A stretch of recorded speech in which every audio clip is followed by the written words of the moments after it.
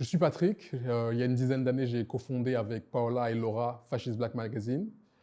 Au sein de Fascist Black Magazine, je m'occupais de tout ce qui était la création du site internet. Ensuite, j'ai fait le maquettage, la mise en forme du magazine en ligne, puis du magazine papier. J'ai aussi réalisé différents supports visuels pour le magazine.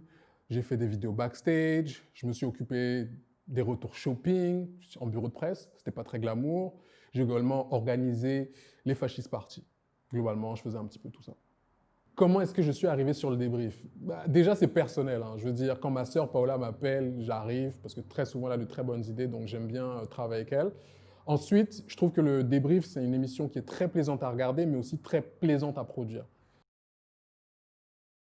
On a choisi de diffuser en simultané sur Facebook et YouTube parce qu'on voulait toucher deux audiences. Une audience continentale, c'est-à-dire des gens qui sont basés principalement sur le continent africain, et une autre audience qui sont les diasporas. C'est principalement la raison pour laquelle on a choisi cette diffusion simultanée. Sachant qu'aujourd'hui, sur le continent, Facebook reste la première porte d'entrée sur Internet. Donc, c'était beaucoup plus simple pour nous, pour toucher cette cible-là, d'aller diffuser directement sur Facebook. Et on savait que la diaspora allait plus ou moins suivre le mouvement si on se mettait sur YouTube.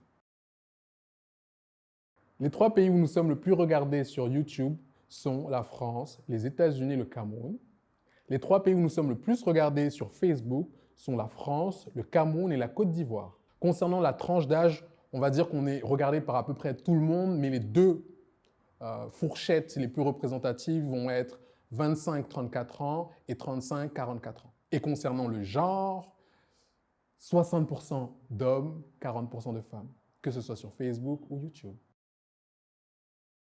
Concernant les partenariats ou les partenaires avec lesquels nous travaillons, on a reçu énormément de propositions sur cette première saison.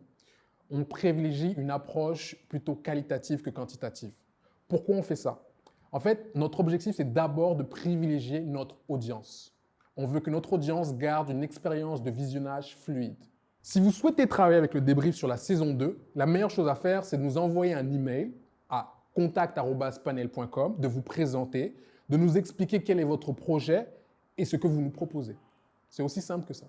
Néanmoins, si votre projet ne correspond pas à la ligne éditoriale du débrief, n'hésitez pas à nous contacter parce que l'agence qui produit le débrief peut vous aider en fonction de vos besoins.